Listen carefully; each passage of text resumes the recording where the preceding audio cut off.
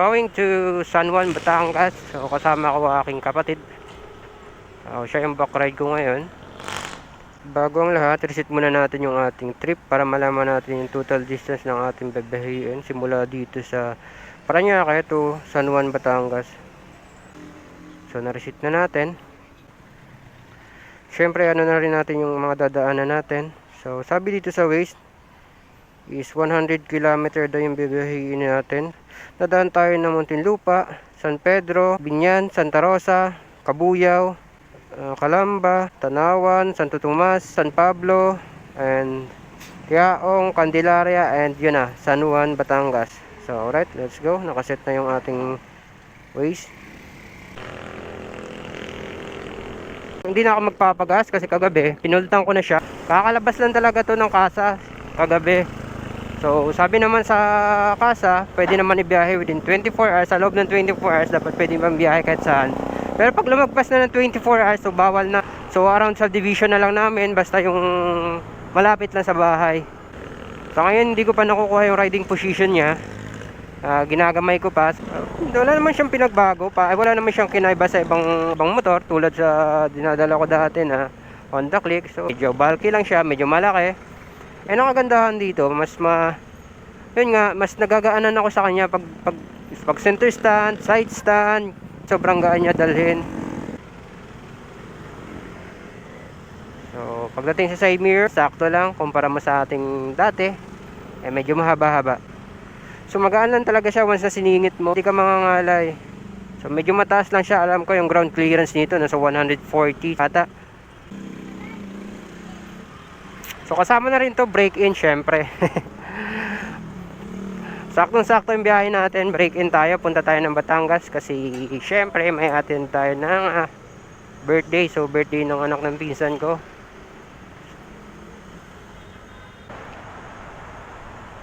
Nabihirit ko yun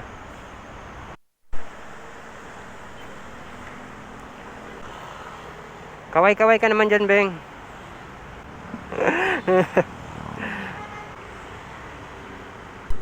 Alright, Pelen Best, Alabang. So ito yung terminal ng bus dito sa Alabang. So yung mga papunta ng Batangas, Lucena. So alam ko marami dyang biyahe kung saan sa aming probinsya.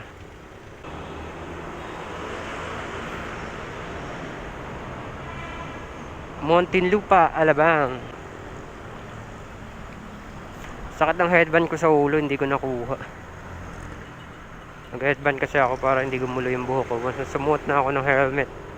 But ganun pa rin naman, masakit.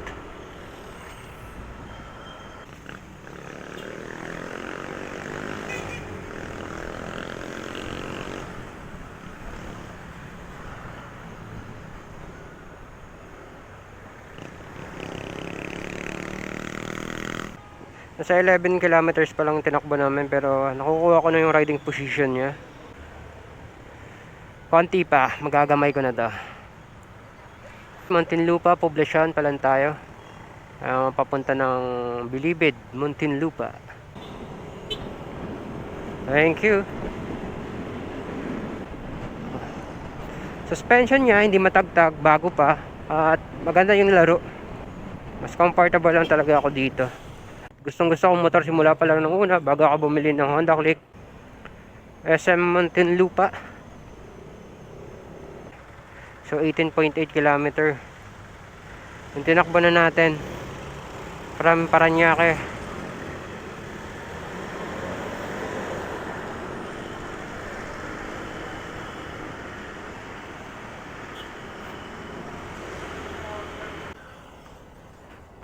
So tabi na muna kami.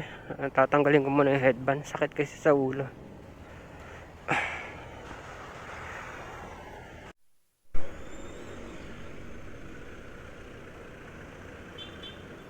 Santa Rosa, Laguna. So sa lugar ng aking kumparing Jarrell dyan. Shout out sir, man. Nandito kami sa bayan mo. Kami makikiraan lang muna. Uy, ano pala? Stoplight, di ko napansin.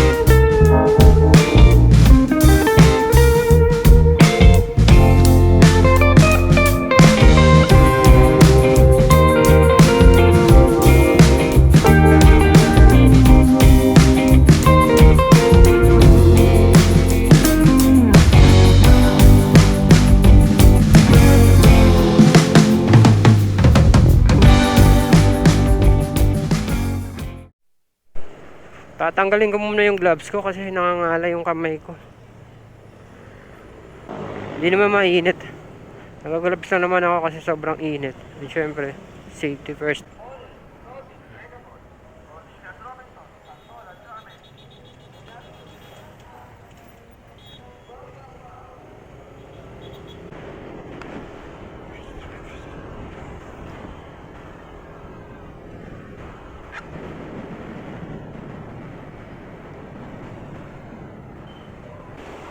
So mahaba pa pang biyahe to mga lodi.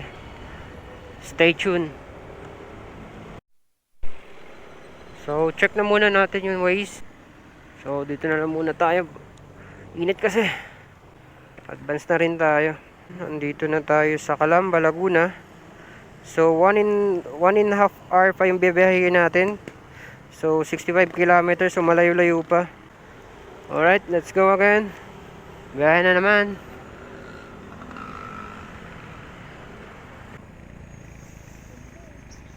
Saan? Parang Baguio no? Ganyan na ganyan daw sa Baguio May mga bundok tapos may mga bahay. Yung riding position niya, so kanina hindi ko pa namamaster pero ngayon okay na, namamaster ko na, nakukuha ko na. Kaya once may mga traffic, so sinisingit ko na, hindi tulad kanina pa hanggang Paranaque kami. Hindi ko pagamay kasi nagdadalawang isip pa ako, baka mamaya sumabit or ano. Ako yari tayo na ulan. Yun nga, tama nga yung hinala ko. Napakalakas ng ulan dito for sure, sobrang lakas ng hangin. Shit, umuulan, grabe. May raincoat tayo pero bitin. Nalabas na yung camera ko dito, so hindi ko na ma-re-record yung papunta doon. So harap lang, front na muna sa ngayon. Saka malakas na rin yung ulan, so hanap muna kami ng mga pag-stayan. Kahit saan doon naman sa kami wala rin na naman. Tanggal yung umuulan pala mga lodi, so nalito pa lang kami sa Santo Tomas. Naka 46 kilometer pa lang kami. So check muna tayo ng race. So 1 hour and 25 minutes pang biyahihin namin, 55 kilometer. So time check, alauna, sakto. Alright, so medyo humina na yung ulan. Mambo na lang. I love Santo Tomas. Santo Tomas, Batangas. Burger. Bang. So all time favorite. Saan biyahe mo pare? Saan biyahe mo? Lucena, grabe ang layo ah. Sa mala ng panahon, dito lang naman siguro banda eh. Galing ka Cavite. Saan sa Cavite? Bacor.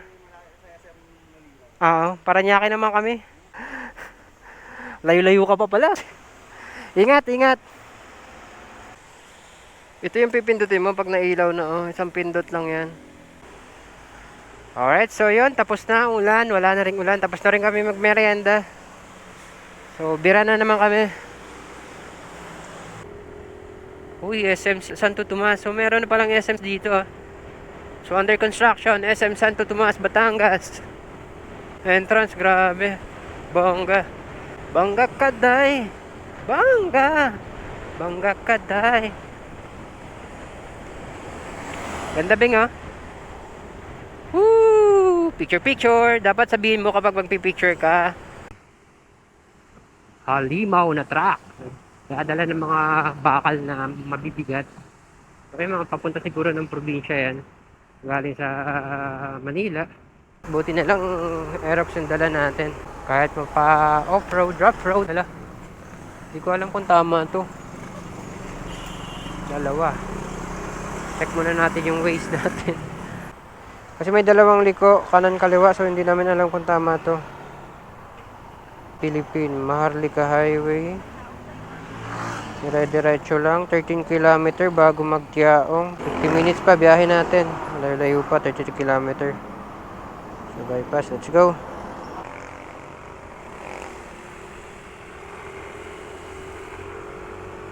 you. Traffic, always traffic. So may traffic din pala dito sa San Pablo. Grabe yung rambutan dito. Nakalatag lang sa tabing kalsada. Kanya-kanyang pwesto. Mura yung kilo. Nanawa ka sa mabubusog yung mata mo eh. Sobrang dami sa tabi lang ng kalsada. Nakikita mo sa sa bakuran ng bawat bahay meron.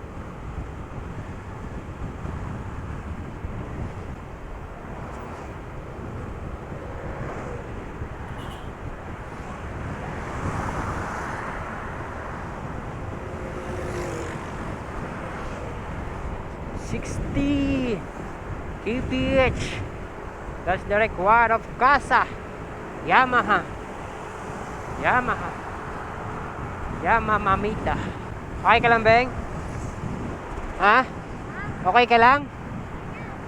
Kasi ito mga lode, yung kapatid ko, ngayon lang talaga siya nakaranas ng long rides, na back ride siya. Kasi hindi naman ito nagba-back ride, bihira lang ito naangkat. So ngayon, ito yung pinakamalayo niyang, ito yung first time niya mag-back ride na pinakamalayo na napuntahan niya.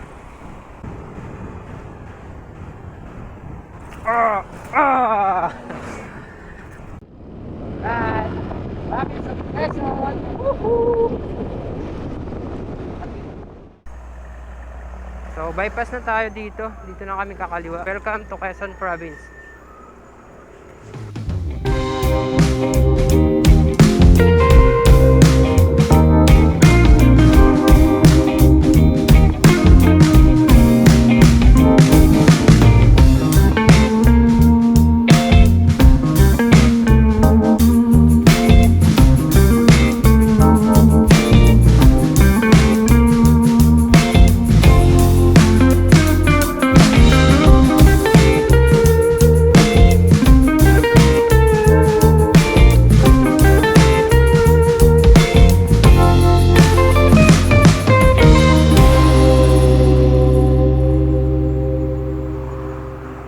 Tamis yan. Bili tayo, Beng? Ayun. Bakit anong pinagkaiba dyan? Masabaw? Ah, okay. Okay.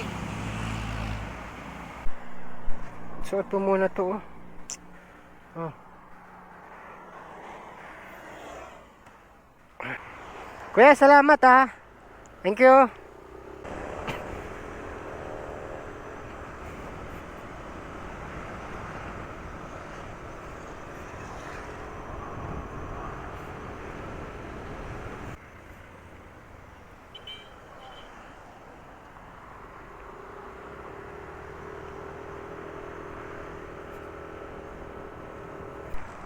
Grabe yung ulan, ang araw pero ang lakas ng ulan. Nangyari. Sobrang init pero ang lakas ng ulan. Napakabaho ng kalsada, napakabaho ng singaw. Sobrang init oh. Wala na lang ginulat kami. Saan niya? Dito may ano dito. Dire-diretso lang naman yan dyan eh, no? So, balik kami dito kasi dito kami pinapadaan ng Waze. Ano? Nangyari. Saan ulan dito? Kakaiba yung ulan dito mga lode. Sobrang lakas ng ulan doon, dito walang ulan. So, bibili muna siya ng bukayo. Yung paborito niya dati. Kasi sa probinsya gumagawa kami ng bukayo. Kasi libre lang naman ng buko. Manghihingi ka lang sa kapitbahay mo, bibigyan ka. So, dito kami dadaan kasi putol yung tulay sa dadaanan namin. So malapit lang sana dun yung venue ng birthday ng pinsan ko. Mapapalayo kami siguro mga 30 minutes pa biyahe namin bago kami makarating dun sa location na pupuntahan namin. Anong lugar na to, kuya? Ay, ito pa lang to. Chaong? Chaong, nasa Chaong pa rin kami. Sama si Kuya at si nanay at tatay. Visit mo, lalabas to. Sige kuya. Ingat po kayo. Salamat, ingat din, ingat. Ingat po. Unang nabigyan ng sticker si Kuya Ivan. Alright. So buti na lang meron mga kuya na napagtanungan natin. 20 minutes pa. Makarating na tayo sa ating paroroonan.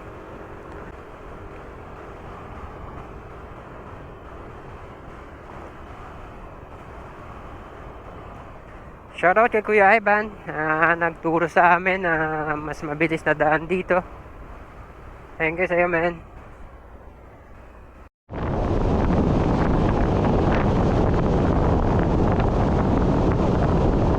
Daming puno, probinsya sa Teng. Right, I love San Juan, Batangas. So, welcome to San Juan, Batangas. So, we're in. So, siguro may mga 4 na kilometro pa. Napakatahimik, yun no. Nasa ilalim tayo ng mga forest, ng mga puno. So God, Mother Nature. So dire-diretso lang tayo dito.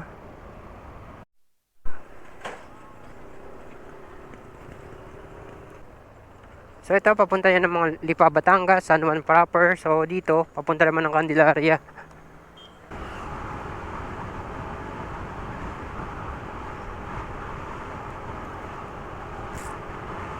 Batangas. Ang daming buko tsaka mga saging. Ito yung ano ng Batangas tsaka Palayan. Yan. Woo! Ang daming baka oh. Saan kaya yun? Ito na ba yun? Hindi namin sure kung ito to. Pero diretso lang tayo. Pasok lang tayo. Okay, kira lang po. So ito na nga yun. Diretso tayo dito. Walang tao. So, andito na kami. Uy, dito. Sige. Kakarating lang namin. Alas 10 kami umalis dun. Sige, sunod kami.